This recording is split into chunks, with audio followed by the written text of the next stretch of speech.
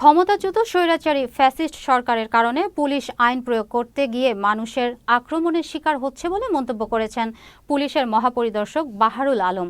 বৃহস্পতিবার রংপুর বিভাগীয় কমিশনার হল রুমে কর্মশালায় তিনি বলেন, ৫ আগস্ট পরবর্তী অপরাধী পুলিশ সদস্যদের বিচারের আওতায় এনে ও পুলিশকে আবারও মানুষের কাছে গ্রহণযোগ্য করে তুলতে চেষ্টা করা হচ্ছে। দেশের বিভিন্ন জায়গায় পুলিশ আইন প্রয়োগ করতে গিয়ে মানুষের আক্রমণের শিকার হচ্ছে। আমাদের বিচার বিভাগের বিচারকগণ সাংবিধানিকভাবেই ঐতিহাসিকভাবেই আইনের উৎপত্তি স্থল থেকেই আমরা যে ইন্টারপ্রিটেশন দিয়ে আসছি সেটা হলো তারা প্রজাতন্ত্রের সার্বভৌম ক্ষমতা প্রয়োগ করেন।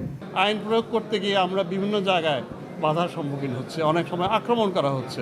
ট্রাফিক পুলিশ চেষ্টা করছে উল্টো পথে যাতে মোটরসাইকেল না আসে, তার পায়ের উপর দিয়ে মোটরসাইকেল চালিয়ে দেওয়া হচ্ছে। এটা আমি মনে করি যে আমার বিশ্বাস এবং আশা যে সমাজ অন্তত এইখানে এত বেশি আবেগতাড়িত না হয়ে আমাদেরকে তারা গ্রহণ করে নেবেন।